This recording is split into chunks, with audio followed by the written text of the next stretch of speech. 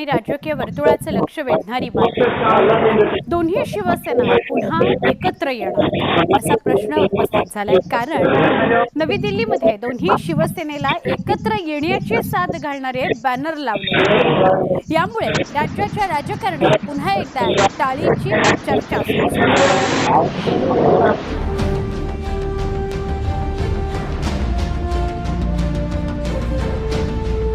राजधानी दिल्लीत लागलेल्या या बॅनर्सनं अवघ्या महाराष्ट्राचं लक्ष वेधून घेतलंय.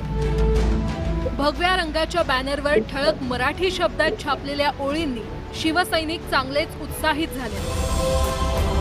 शिवसैनिकांनो, वाघांनो, संघटित व्हा, महाराष्ट्राच्या विकासाला गतिशील बनवा. शुभेच्छुक महाराष्ट्रातील कोट्यावधी शिवसेना प्रेमी.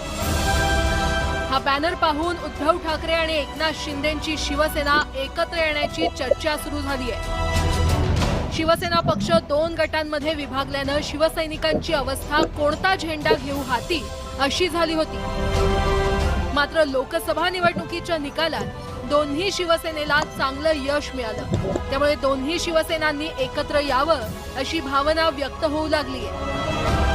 भावना जपायच्या असतील तर निश्चितच त्यांचं स्वागत करू अशी सकारात्मक प्रतिक्रिया शिवसेनेकडून देण्यात आली आहे. शिवसैनिकाच्या भावना जर समजून घेतल्या तर आजही मनाला वाईट वाटतं. आम्ही केलेल्या उठावाला सुद्धा आम्हाला सुद्धा वाईट वाटतं की का झालं हे, आणि म्हणून त्याच्या भावनेचा खरं म्हणजे प्रत्येकाने आदर आणि सन्मान करायला पाहिजे. आम्ही बाहेर पडलो म्हणून आम्हाला शिवसेना प्रमुखाला आम्ही विसरलो नाही. काही लोक आजही शिवसेना प्रमुखाच्या नावाने दुकानदारी करतात, त्यांनाही त्याचं काही वाटत नाही. म्हणून त्या जर भावना जपायची असेल आणि अशी हा शिवसेना प्रमुखाच्या विचारासाठी एकत्र येत असेल तर निश्चितच आम्ही त्यांचं स्वागत करू. एकनाथ शिंदेंच्या शिवसेनेनं सकारात्मक प्रतिक्रिया दिल्यामुळे उद्धव ठाकरेंचा पक्ष काय भूमिका घेतो याकडे सगळ्यांचं लक्ष लागलं होतं.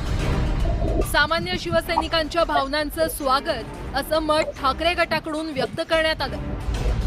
मात्र गटकारस्थान करणाऱ्यांना सोबत घ्यायचं की नाही हा निर्णय पक्षश्रेष्ठींचा असेल असं पक्षाच्या उपनेत्या सुषमा अंधारे यांनी स्पष्ट केलं. वंदनीय बाळासाहेबांनी बघितलेलं महाराष्ट्राच्या ऐक्याचं स्वप्न हेच शिवसेनेचं अंतिम ध्येय आहे. याला अनुसरून सामान्य शिवसैनिकांच्या ज्या भावना आहेत त्यांचा आम्ही आदरच करतो. त्यामुळे त्यांच्यासाठी मातोश्रीच्या आणि शिवसेनेचे दरवाजे कायम खुले असणार आहेत. मात्र ज्यांनी पक्षफोडीचं एक मोठं कारस्थान रचलं आणि हे कारस्थान रचताना शिवसेनेला पर्यायाने महाराष्ट्राला एका संकटाच्या खाईत लोटण्याचा प्रयत्न ज्यांनी केला, अशा कपट कारस्थानी लोकांना सोबत घ्यायचे की नाही घ्यायचे याचा सर्वस्वी निर्णय हा पक्षश्रेष्ठींचा असेल.